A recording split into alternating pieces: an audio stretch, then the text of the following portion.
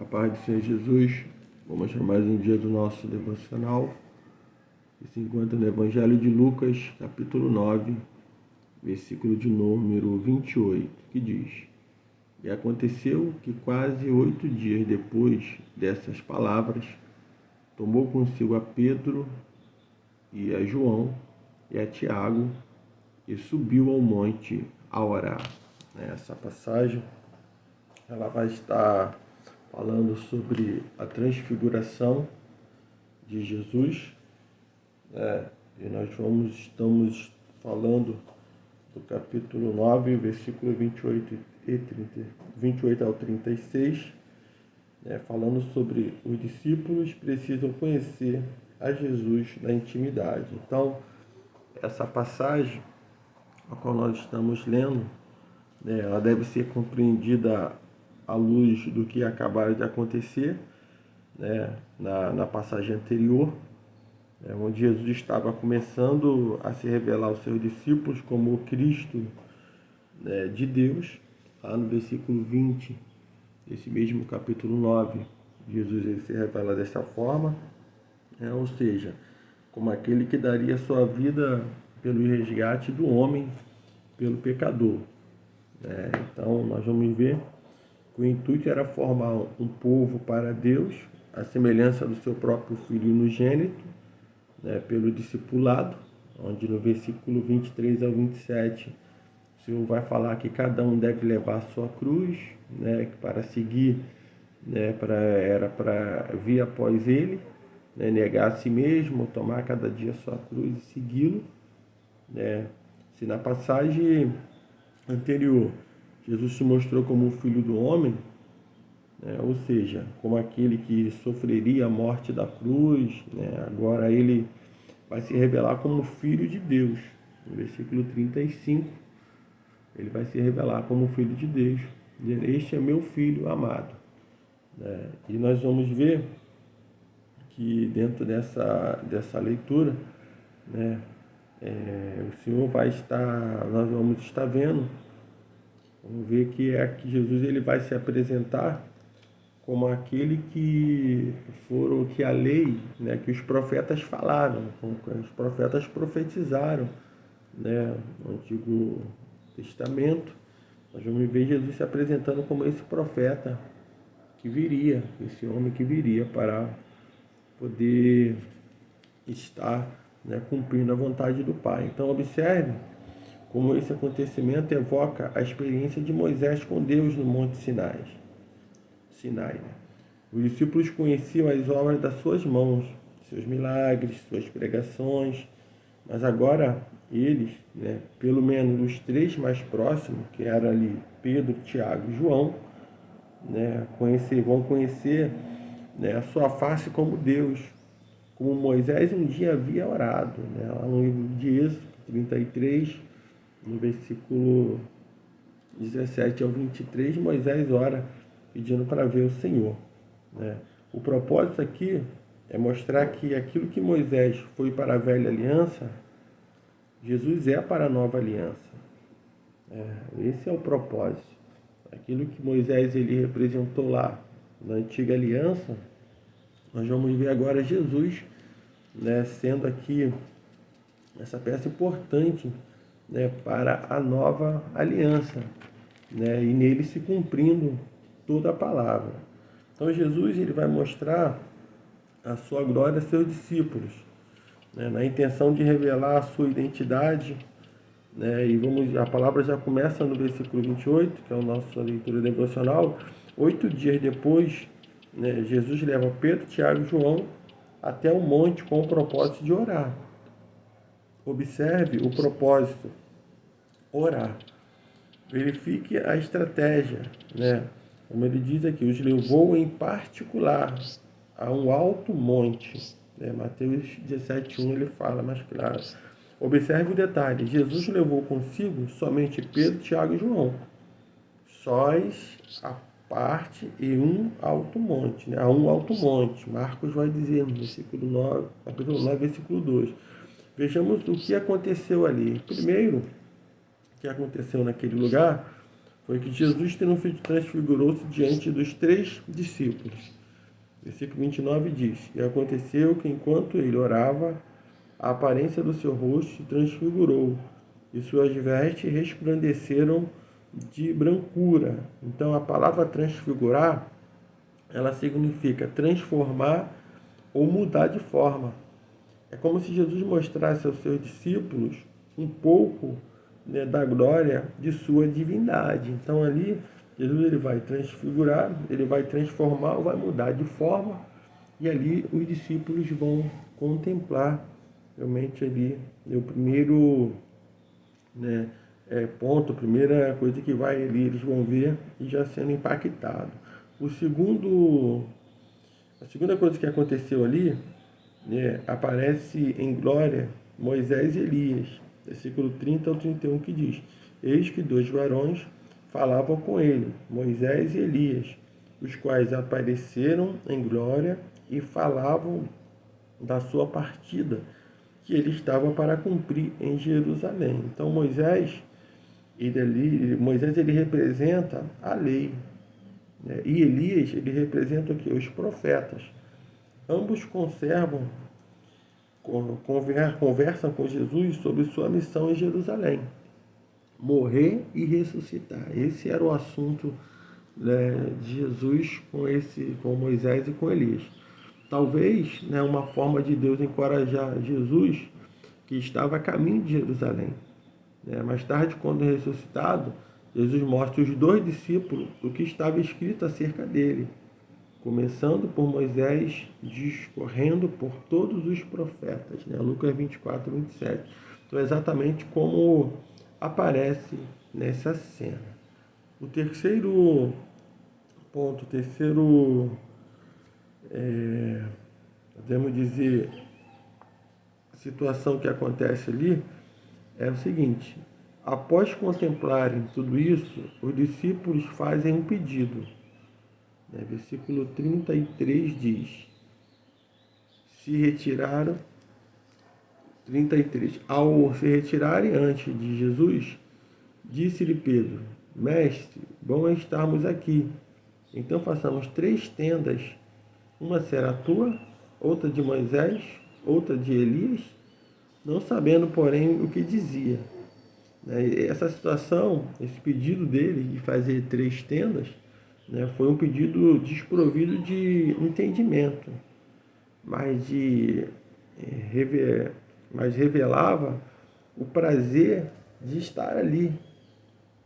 Bom é estarmos aqui. Então, eles não fizeram isso com a intenção de idolatrar, ali Moisés, Elias, enfim, mas até de boa intenção, porque sem ter entendimento, qual de nós que vendo a glória de Deus, vendo o Senhor se manifestar ali, não vamos ficar muitas das vezes, como diz aqui, desprovido de entendimento, E ali nós vamos ver que eles pedem isso, mas a intenção de que o ambiente estava bom, o local, aquele lugar, presença ali, tudo ali com certeza era maior. Que muitas pessoas do dia de hoje, eles sentem a presença do Senhor, se envolve, o Senhor opera, aquele mistério, aquele algo maravilhoso, e a pessoa de repente vai e acaba, querendo montar altares, querendo fazer tendas, Quando sobem um monte, vão ao monte orar, e quando chega lá, quer fazer tenda, quer fazer até uma casa lá em cima, para ficar lá perto, naquele momento ali de adoração, de busca. Então, é a mesma coisa, eu posso dizer que é o que acontece aqui, desprovido de entendimento ali, sentir a glória do Senhor, o poder, acaba fazendo algumas coisas que não, na verdade, não é nem necessário, porque o Senhor está conosco em todo momento. A presença dele nos acompanha, basta nós estarmos firmados, caminhando com o Senhor todos os dias. Pode ser na prisão, pode ser no hospital, pode ser na rua, em casa, na igreja, em todos os lugares. Se nós clamarmos pelo Senhor, invocarmos tua presença, ele vai se fazer presente no nosso meio. A quarta situação ali onde eles se encontram é que Deus ele manifesta a sua presença e testemunha acerca de Jesus. Né? Diz a palavra do Senhor no versículo 34 ao 36. Enquanto assim falava, veio uma nuvem e os envolveu e encheram-se de medo ao entrarem na nuvem. E dela veio uma voz dizendo: Este é o meu filho, o meu eleito, a ele ouve. Depois daquela voz, achou-se Jesus sozinho. Eles calaram-se e naqueles dias a ninguém contaram coisa alguma do que tinha visto. Então, a nuvem, ela remete à presença de Deus. Vamos ver isso em Êxodo falando, vamos ver em Salmos, tem Apocalipse. A nuvem vai sempre remeter à presença do Senhor. A voz de Deus é um testemunho de seu amor por Jesus, uma exortação para que todos dessem ouvido a Ele. Então, quando o Senhor fala, quando Deus fala, dá um testemunho de amor, por Jesus Cristo, isso é uma exortação para cada um de nós, para aqueles que estavam ali ouvindo, e que viesse dar ouvido à voz do Senhor, porque Ele era o Filho amado, o meu Filho amado, a Ele ouve. Essa foi a exortação do Senhor, e devemos ouvir Jesus, deve estar sempre com os ouvidos atentos ao Senhor. Então, há muitas opiniões acerca do propósito de Jesus transfigurar-se diante de seus discípulos. Jesus havia lhe falado acerca da necessidade da sua morte e ressurreição em Jerusalém. Agora ele mostra a importância da sua obra como centro do plano da salvação. Toda a revelação bíblica, a lei e os profetas apontam para Jesus e encontra seu significado nele. Então, toda a palavra ela vai apontar para Jesus Cristo. Tanto a lei, os profetas, as revelações bíblicas, toda a revelação da palavra do Senhor aponta para Jesus Cristo. E é esse entendimento que nós precisamos ter, para que no dia de hoje a palavra chegasse a nós e nós viéssemos realmente ter um Salvador, que é Jesus Cristo. Então, que nós possamos ter esse entendimento, entender que a importância da oração, tudo começa onde ele subiu ao monte para orar. Aconteceu quando oramos secretamente com Jesus, buscando a sua face, pode ter certeza que o Senhor ele está sempre pronto a nos responder. O monte é como um lugar de revelação, onde o Senhor ali se revela, onde o Senhor ele vai falar, onde o Senhor ele vai dar orientação, e nós precisamos ser orientados pelo Senhor, e quando nós observamos, olhamos na palavra, nós precisamos estar dando ouvido ao que o Senhor faz, seguindo o espaço do Mestre. Ele subiu para orar, que nós também possamos tirar momentos para buscar a face do Senhor. E na oração, o Senhor revela coisa extraordinária acerca dele mesmo, é o que nós vemos. E nós precisamos entender a cada dia que nós precisamos estar buscando ao Senhor e precisamos ter as revelações do Senhor. E ele só, vamos ver o Senhor, ele é como aquele que realmente é o que a igreja precisa, que o cristão precisa, que aquele que está realmente e ama o Senhor precisa da sua presença. Nós precisamos estar conectados nisso, e nisso nós buscamos através, como nós falamos anteriormente, do estudo da palavra, da leitura da palavra, da oração, dos momentos ao qual nós tiramos com o Senhor. Nós vamos observar que Jesus ele tem nos convidado a subir com ele ao monte. O Senhor tem nos convidado.